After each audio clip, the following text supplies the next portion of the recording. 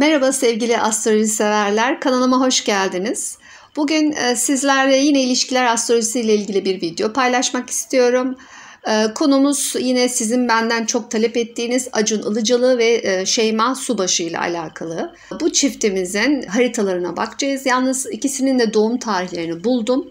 Saatleri yok arkadaşlar ve rektifike yapmadım. Saat bulma çalışması yapmadım açıkçası.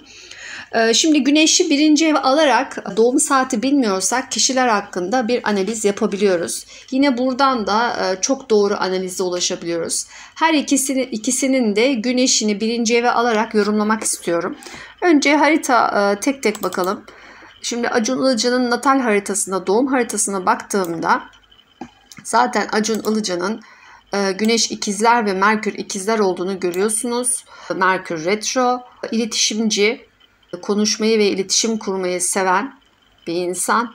Venüs Koç, sevgisini gösterme konusunda hemen harekete geçer. Yani sevdiğini hemen gösterebilir, belirtebilir. Ay Akrep, Ay burada duygularda biraz derinlik veriyor.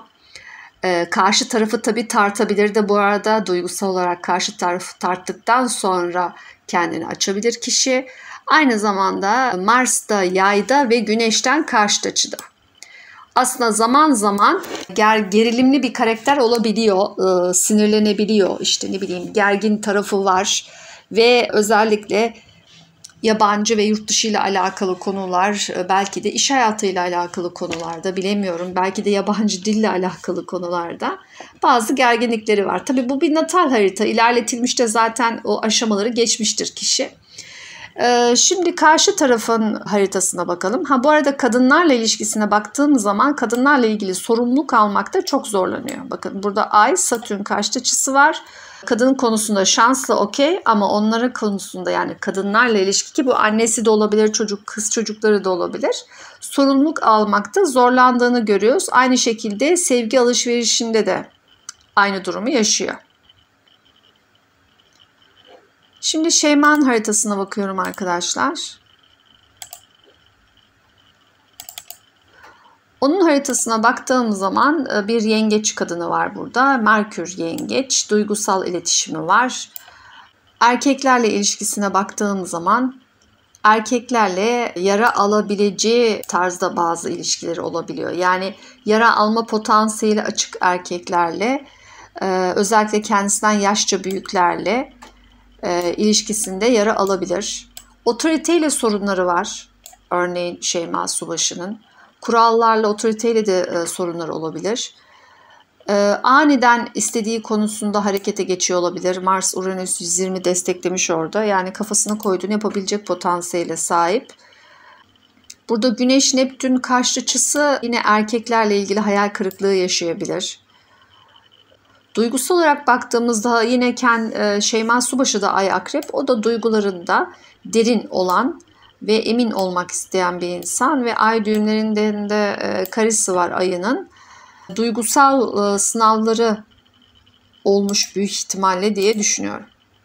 Şimdi bu haritaların bakalım birbirleri nasıl etkilemişler sinastri olarak.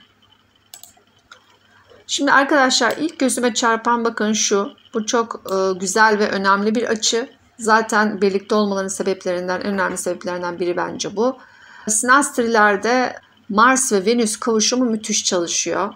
Kadın ve erkek birbirine çekiliyor. Aşk ve cinsellik anlamında birbirlerinde bu ilişkide bir bütünlük buluyorlar. Ayrılmak istemiyorlar gibi de düşünebilirsiniz. Tabii burada bizim sağlam bir Satürn tutkulu bulmamız lazım ama ciddi bir çekim olduğu için çift bayağı bir birlikteliğini devam ettiriyor. Ayrıca şu açılar da çok güzel.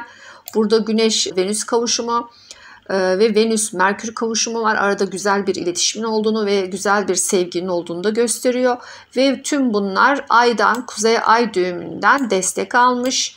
Yani Şeyma Subaşı Acun'la bu sevginin içinde olmak istemiş. Bakın buradan Şeyma Subaşı'nın ay düğümleri Acun'un güneşiyle zaten harika bir uyum içindeymiş. Sonra bakalım başka hangi açılar var güzel. Aynı zamanda bu Venüs-Mars kavuşumunun karşısında bir de Venüs-Mars karşıt açısı var. Zaman zaman uç noktalarda olsalar da ortaya gelip yine aşkları alevlenmiş, yani bu dönemleri de yaşamışlar. Her ne kadar boşanmış olsalar da istenen bir ilişki analizi olduğu için bakıyorum arkadaşlar.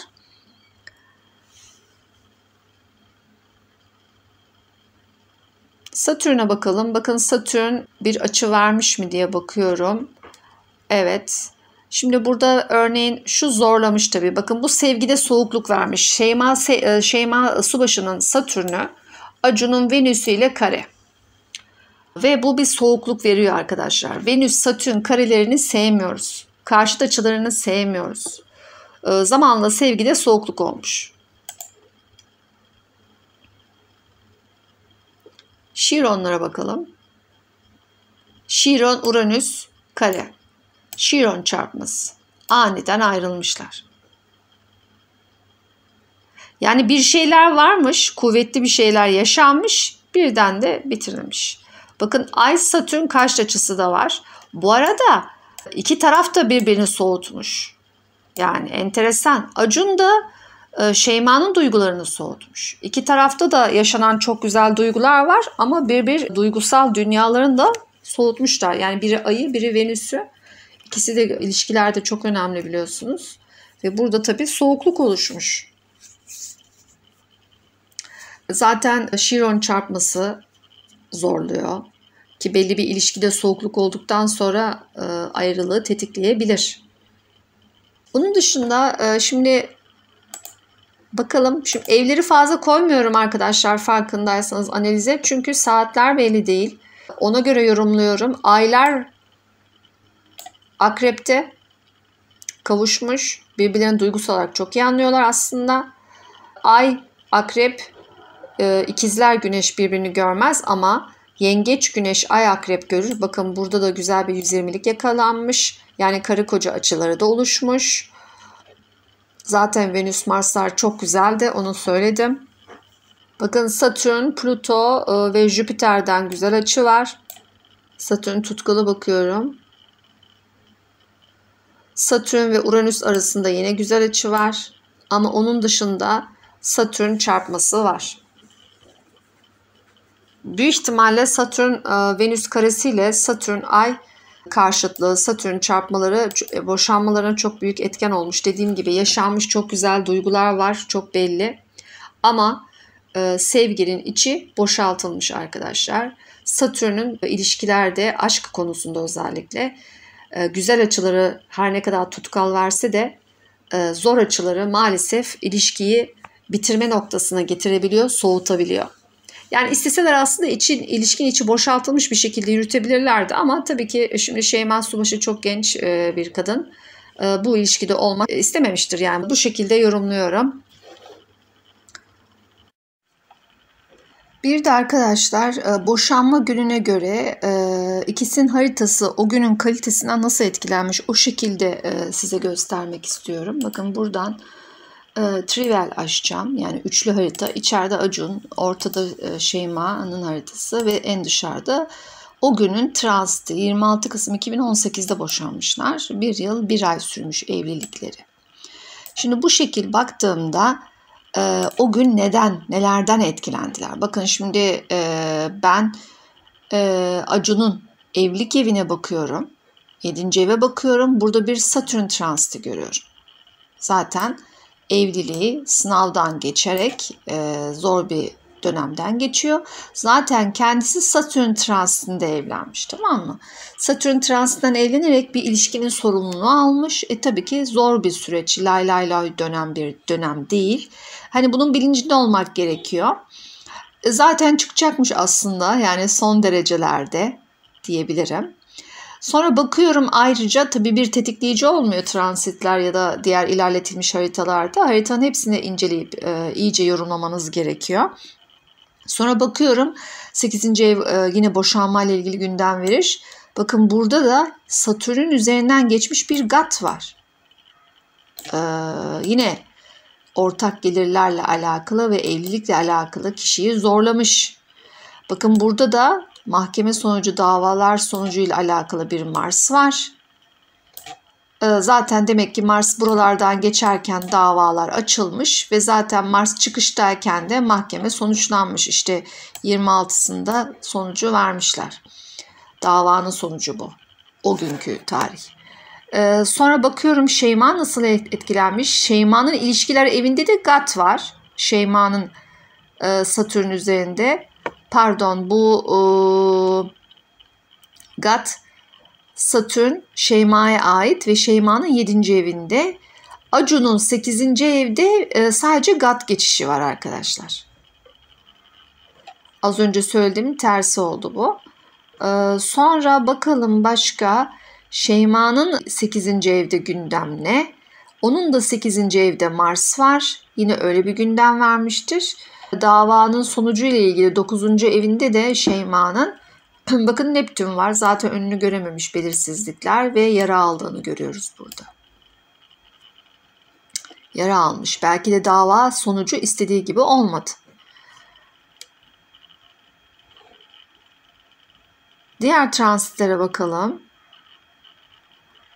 Bu arada Şeyma'nın buradaki yengeç stelyumu Acun'un 2. evine düşmüş. Şeyma Acun'dan maddi olarak baya destek görmüştür diye düşünüyorum aslında.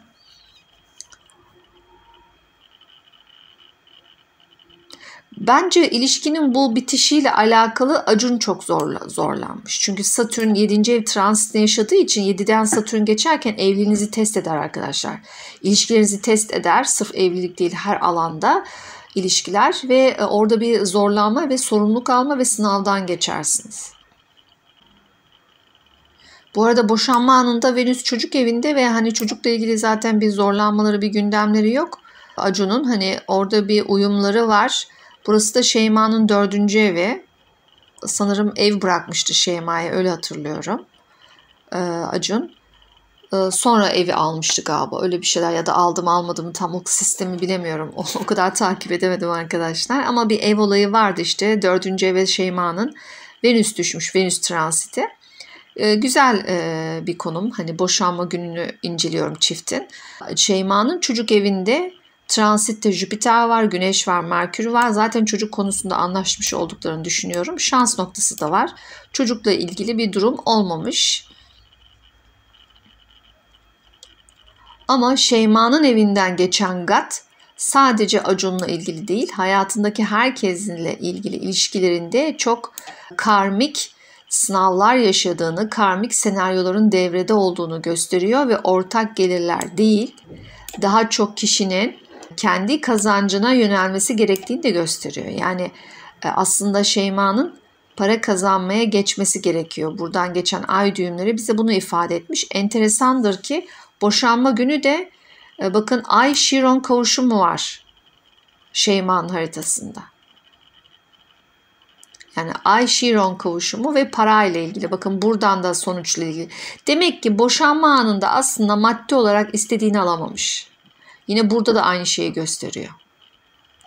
Ve Venüs Güneş kavuşumu, Merkür Venüs kavuşumu, bu açığının karşısında çift, bakın bu güzel kavuşumun karşısında çift Merkür retrosu da yaşıyor. Gördünüz mü arkadaşlar? Merkür retrosunda boşanıyor ve çiftin zaten iletişim sorunları oluşmuş. Birbirlerine yanlış anlamışlar, tam anlayamamışlar. Bu hani duygusal olarak ya da ne bileyim işte sevgi olarak birbirlerini daha kolay anlarlarken burada sorunlar yaşamışlar çiftimiz. Bunu bu şekilde de yorumlayabiliriz.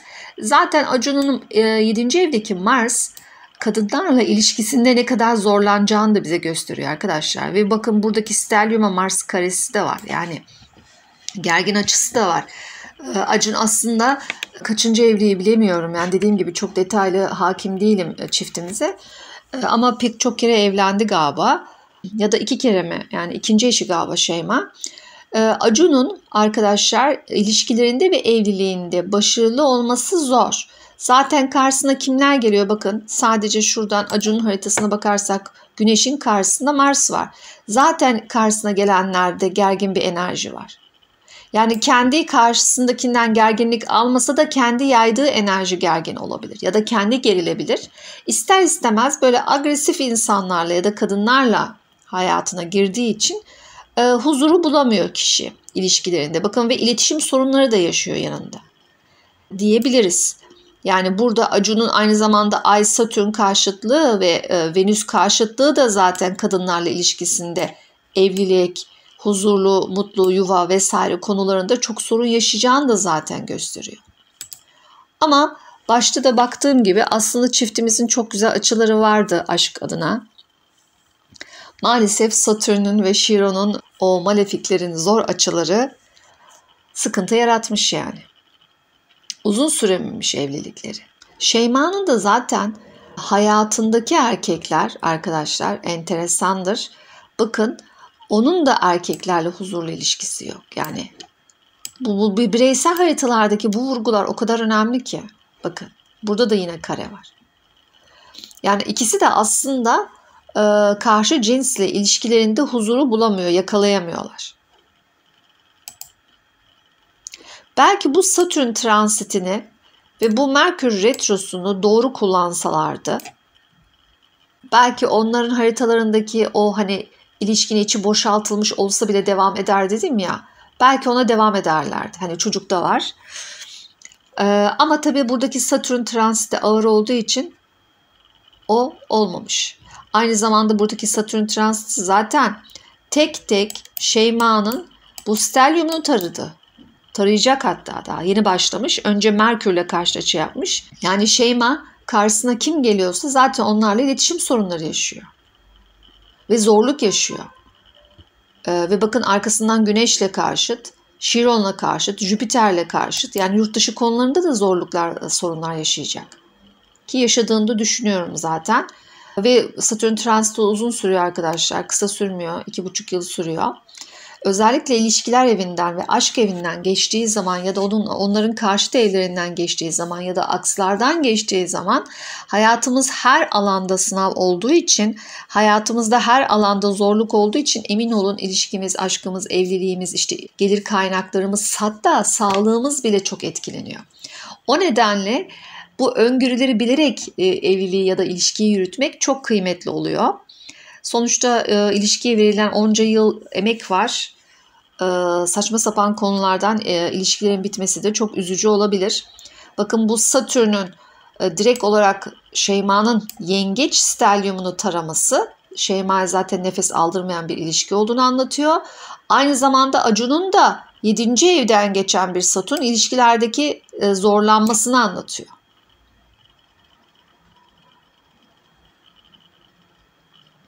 Gerçekten ikisi için de Satürn transitinin zorlukları sonucu bir boşanma olmuş.